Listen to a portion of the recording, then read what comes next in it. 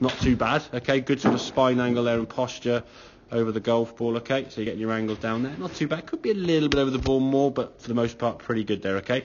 This was your before, okay, so as you went back here now, left arm sort of quite low, and you see your body kind of rising up there, left shoulder getting quite high, and the club now, left arm is very low, ideally speaking at this point, and your left arm should be kind of going across where your shoulder line is, okay.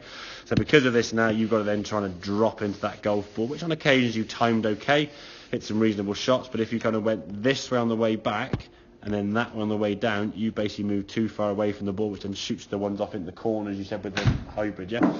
And you miss the golf ball, or miss it the golf ball. So this one here now, okay. Backswing there's okay. Left arm now is better across the shoulder. There's a little bit of movement up here, as you can see. Ideally speaking, if your spine angle kind of starts off here, you want to try and maintain that, okay? There's a little bit of rising up. But your left arm is certainly high, which means getting down to the golf ball now is a lot easier. We can get that club back, you get back into that posture nicely, and hit the golf ball through as you swing through there. Now the right foot staying on the ground a little bit, understand that, because we try to keep the right foot more stable, as we said.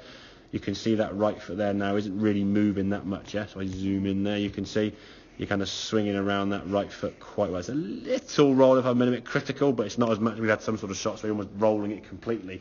And I think sometimes a lot of people with flexible ankles or flexible movements, they do things too much. If you can move your right foot as you did there and create that kind of this motion, it's going to cause you to sort of stand up, and then your right foot's lost all the balance.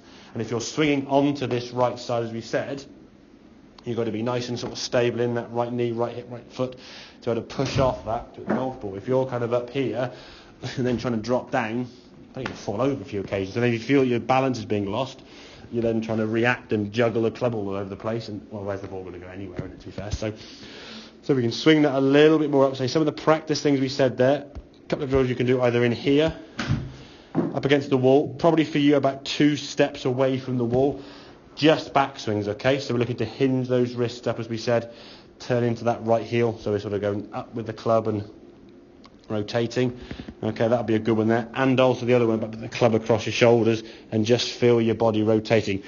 Looks a bit silly when you do it. Maybe you want to do it at home. You can get against the wall there, they say, and just from here, just sort of do that. Just turn against the wall. If you kind of do this, you'll feel the pressure on your head differ and or come off the wall completely, yeah? So you sort of get yourself in your golfing posture, shuffle into the wall, so your head just touches the wall. You want to be sort of leaning into it like this, you'll break your neck if you're not careful.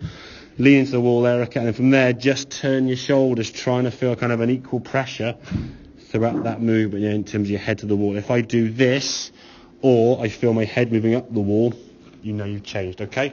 So you can practice that and get your body working on a better angle. The left wrist is certainly better.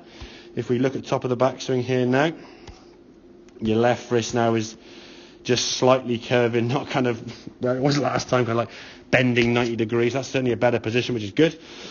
And then through to the target, reasonable shot there as you go through. Right foot moving off the ground just a little bit, could move a bit more as we said, okay? So work on that body rotation, staying in angle. Work on that arm and the body and the club working up a bit more as we said.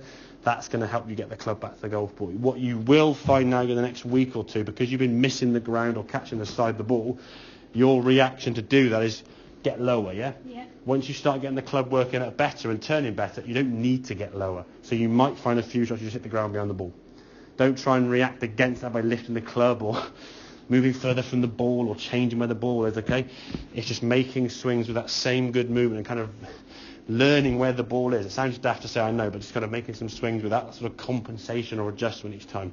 So if you play golf from one shot to the next reacting, it'll be good, bad, bad, bad, bad, bad, bad, bad, bad. Yeah. Okay. Make sense? Yeah.